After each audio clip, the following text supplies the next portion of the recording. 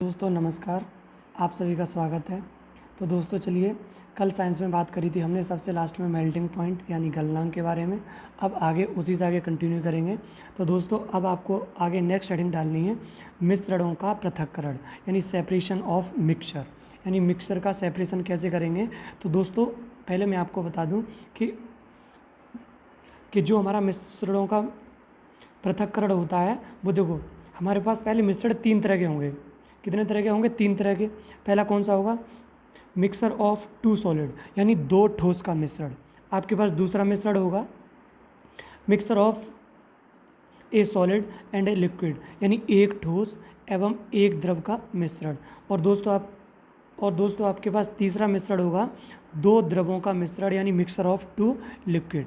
ये आपके पास 3 तरह के मिश्रण होंगे। अब इनका आपको सेपरेशन कैसे करना है वो आगे हम बताएंगे। चलिए तो आगे बात करते हैं।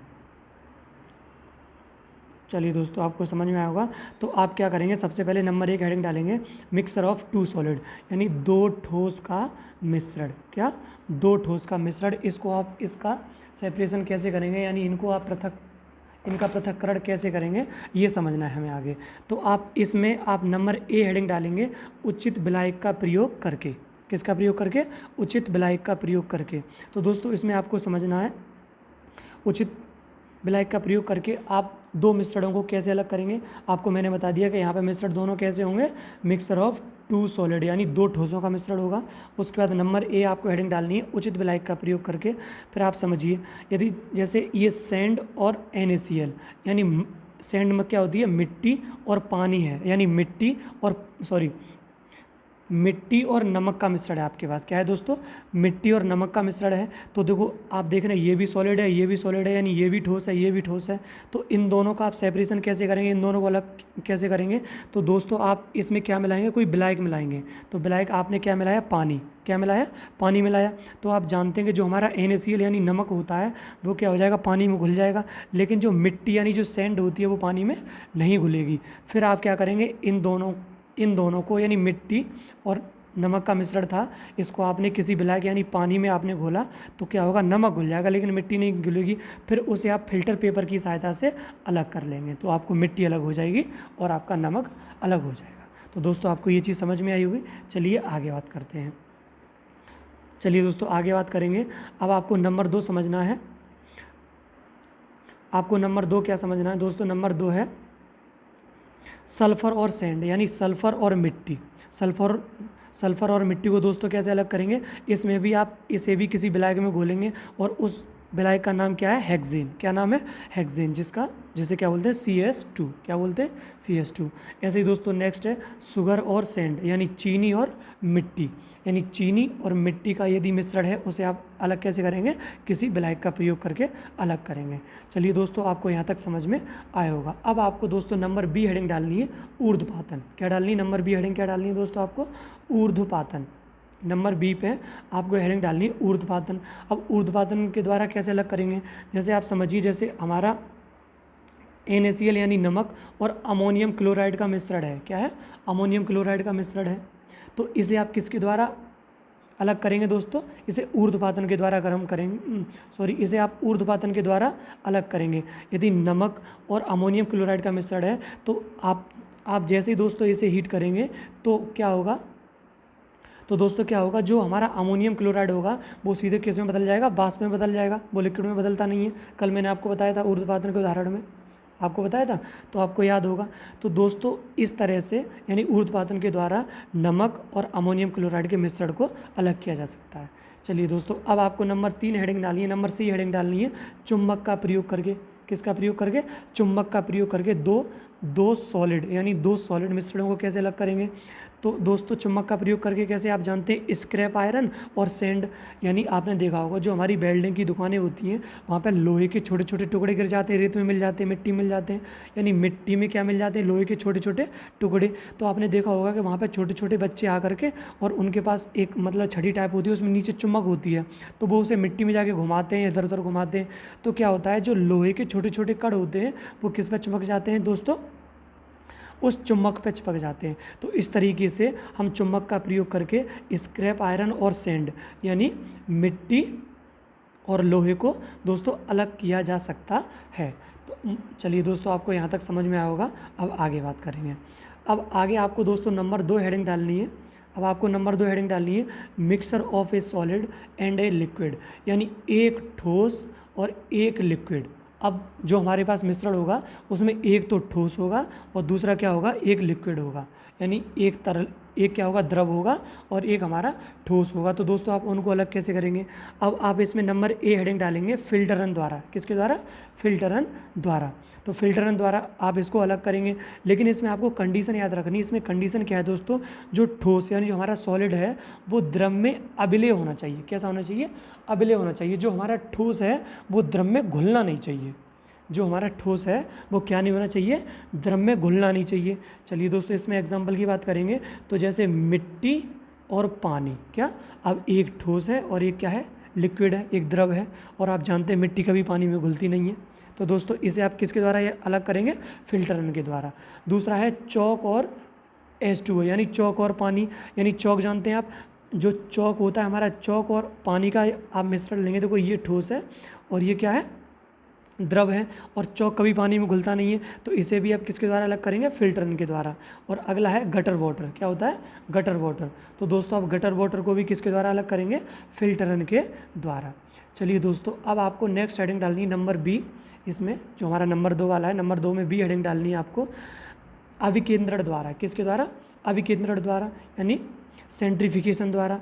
तो इसमें क्या कंडीशन होती है दोस्तों, इसमें आपको कंडीशन याद रखनी है कि ठोस के कण हैं वो द्रव में कैसे हों, चलायमान होने चाहिए। जो ठोस के कण हों वो द्रव में क्या होने चाहिए, चलायमान होने चाहिए। तो इसका भी एग्जाम्पल हो सकता है दोस्तों चौक प्लस वाटर। क्या हो सकता है, चौक और पानी, चौक और पानी। और इसका अगला एग्जाम्पल क्या होगा दोस्तों, इसका अगला एग्जाम्पल क्या होगा, इसका दोस्तों अगला एग्जाम्पल क्या होगा, separation of cream from the milk, यानी दूध से क्रीम का अलग करना। क्या होगा दोस्तों, इसका अगला एग्जाम्पल क्या होगा, दूध से क्रीम का अलग करना। आप जानते हैं कि जो दूध में जो क्रीम के कण होते हैं वो दूध में चलायमान होते हैं। और कंडीशन क्या आती है, ठोस के कण द्रव में चलायमान होना चाहिए, बिल्कुल है। तो इसके दो उदाहरण आप याद रखेंगे, एक तो चौक और पानी का मिश्रण, और सेपरेशन ऑफ क्रीम, यानी क्रीम का दूध से अलग करना, यानी सेपरेशन करना। चलिए दोस्तों आगे बात करते हैं। अब आप नंबर सी हेडिंग डालेंगे, बाष्पन द्वारा। किसके द्वारा, बाष्पन द्वारा। तो बाष्पन द्वारा कैसे आप दो मिश्रणों को अलग करेंगे, ठीक है दोस्तों। अब इसमें पहला एग्जांपल है सॉल्ट और वाटर, यानी नमक और पानी। क्या, नमक और पानी। यदि दोस्तों आप नमक और पानी का मिश्रण है, इसे आप क्या करेंगे, नमक और पानी का मिश्रण है तो इसे आप हीट करेंगे, यानी इसे गर्म करेंगे। तो आप जानते हैं कि जो हमारा पानी है वो बाष्प बन के उड़ जाएगा। तो इसमें आपको ये याद रखना है कि पानी है, जो चीज़ हमारा बाष्प बन के उड़ गया उसे द्वारा प्राप्त नहीं किया जा सकता। क्या हुआ, उसे द्वारा प्राप्त नहीं किया जा सकता, ठीक है दोस्तों। अब आगे नंबर डी हेडिंग डालेंगे, बाई क्रिस्टलाइजेशन, यानी क्रिस्टलन द्वारा। क्या हुआ दोस्तों, क्रिस्टलाइजेशन यानी क्रिस्टलन द्वारा, ठीक है, हीट करने पर। अब आपको क्या करना है, अब आपके पास दोस्तों आपके पास मिश्रण है, जैसे ये है देखो CuSO4.5H2O। यदि आप इसे गर्म करेंगे तो पानी है वो क्या बन जाएगा, बाष्प बन के उड़ जाएगा और आपके पास क्या बचेगा, CuSO4। ये मैंने कंडीशन आपको बता दी कि इसमें मैंने आपको क्या कंडीशन बता दी कि जो पानी है उसे द्वारा प्राप्त नहीं किया जा सकता। जो हमारा पानी है उसे द्वारा प्राप्त नहीं किया जा सकता, ये चीज़ आप याद रखेंगे दोस्तों। चलिए अब आगे बात करेंगे दोस्तों। अब आगे नेक्स्ट हेडिंग डालेंगे आसवन द्वारा। किसके द्वारा, आसवन द्वारा। आसवन द्वारा दो मिश्रणों को कैसे अलग किया जा सकता है दोस्तों, तो आसवन द्वारा आप अलग करेंगे, जैसे आपके पास नमक और पानी का मिश्रण है। किसका है, नमक और पानी का मिश्रण है। तो आपने इसे जैसे हीट किया तो जो हमारा नमक है वो अलग हो जाएगा और पानी बाष्प बन के क्या हो जाएगा, उड़ जाएगा। लेकिन यहाँ पे कंडीशन क्या है कि जो पानी है इसे द्वारा प्राप्त किया जा सकता है। आसवन के द्वारा करेंगे तो दोस्तों यहाँ पे पानी को द्वारा प्राप्त किया जा सकता है। आपको ये चीज़ याद रखनी है, ठीक है। ये भी बिल्कुल किसकी तरह है, सेम एज एवेपोराइजेशन, यानी बाष्पन की तरह। बस डिफरेंस क्या है कि यहाँ पे वहाँ पे पानी को द्वारा प्राप्त नहीं किया जा सकता है, लेकिन यहाँ पे पानी को द्वारा प्राप्त किया जा सकता है। चलिए दोस्तों आगे, अब आपसे अगर बात करें कि यदि आपसे दोस्तों आगे बात करें कि बाष्पन और आसवन में बेस्ट कौन सा है, यानी बाष्पन और आसवन में, यानी बाष्पन और आसवन में आसवन बेस्ट है किसके लिए, नमक और पानी के घोल के लिए कौन सा बेस्ट है, आसवन वाला ज़्यादा अच्छा है, बाष्पन वाला कम अच्छा है। आगे दोस्तों आप आगे हेडिंग डालेंगे नंबर एफ, कागज वर्ड लेखन द्वारा, किसके द्वारा, यानी दो मिश्रणों को अलग कैसे करेंगे, कागज वर्ड लेखन द्वारा। आप जानते हैं इसका प्रयोग विभिन्न रंगों को पृथक करने में किया जाता है। इसका प्रयोग दोस्तों कब किया जाता है, विभिन्न रंगों को अलग अलग करने में किया जाता है।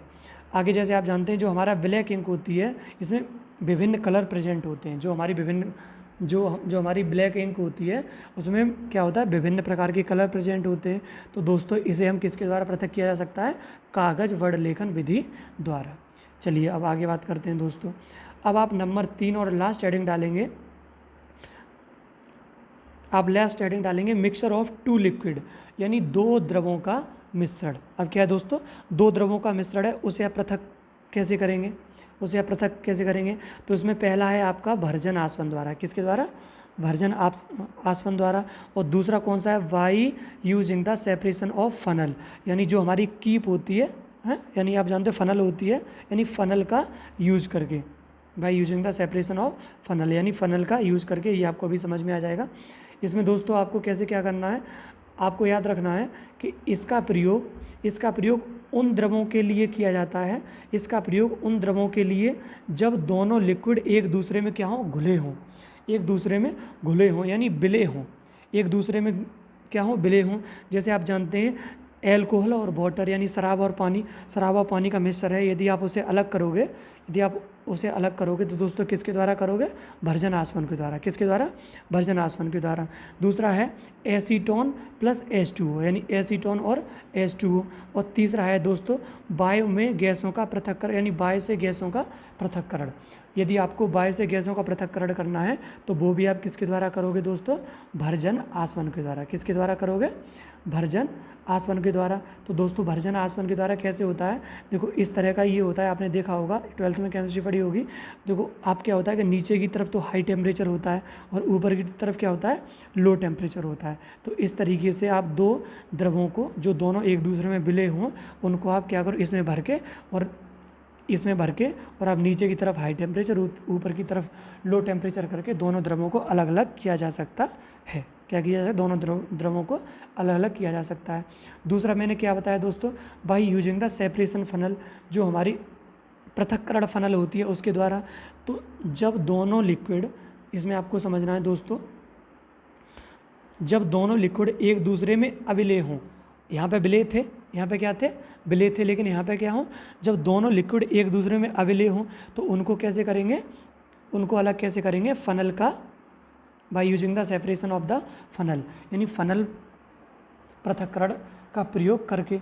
तो दोस्तों आप इसका एग्जांपल की बात करें, जैसे पेट्रोल और वाटर, यानी पेट्रोल और वाटर, आप जानते हैं पेट्रोल और जल होता है वो कभी एक दूसरे में घुलते नहीं हैं। तो आप यहाँ पे क्या करेंगे, आपने ये लिया, आपने इसमें दोनों का मिश्रण भर दिया, तो आप ये जानते हैं कि इसमें एक द्रव क्या हो जाएगा, नीचे बैठ जाएगा, एक द्रव क्या हो जाएगा, नीचे, और एक ऊपर हो जाएगा। आप कभी पेट्रोल और पानी को मिलाना तो दोनों एक दूसरे में कभी घुलते नहीं हैं, क्या होते हैं, घुलते नहीं हैं। और ये दोस्तों एक दूसरे में घुलेंगे नहीं, तो एक इसमें क्या हो जाएगा, एक इसमें नीचे बैठ जाएगा और एक ऊपर हो जाएगा। तो आप नीचे फिर इसकी सहायता से इस द्रव को अलग किया जा सकता है, इसे निकाल सकते हैं, और ये ऊपर वाला फिर रह जाएगा। तो दोनों को इस तरीके से पृथक्करण किया जा सकता है। तो दोस्तों मुझे उम्मीद है कि आपको ये चीज़ समझ में आई होगी, और यदि आपको समझ में आई होगी तो उसके आगे भी और पार्ट लाएंगे। ये आपका जो, यानी कौन सा हमारा चैप्टर था, पदार्थ वाला चैप्टर था, यानी जो हमारा मैटर वाला चैप्टर था, ये चैप्टर दोस्तों आपका कंप्लीट हो गया। अब आगे नेक्स्ट चैप्टर की बात करेंगे, वो अगली वीडियो में करेंगे। तो दोस्तों देखते रहिए और ऐसे ही थोड़ा सपोर्ट करते रहिए। बहुत बहुत धन्यवाद।